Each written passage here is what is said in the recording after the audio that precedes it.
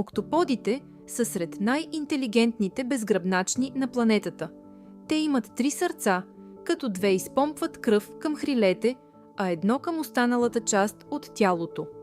Кръвта им е синя, защото използват хемоцианин – медно съдържащо вещество, което работи по-добре в студени и дълбоки води.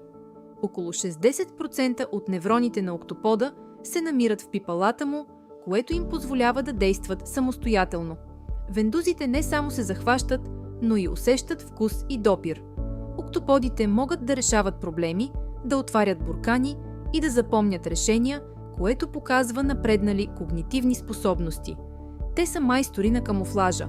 Могат да променят цвета, шарките и текстурата на кожата си за части от секундата, използвайки специални клетки, наречени хроматофори. Това им позволява не само да се крият, но и да комуникират. Октоподите нямат кости и могат да преминат през отвор с размера на собствената си човка. Някои видове използват предмети като инструменти, например кокосови черупки за защита. Въпреки високия си интелект, животът им е кратък, обикновено между 1 и 3 години. Октоподите са доказателство, че сложното мислене може да се развие и по напълно различен еволюционен път.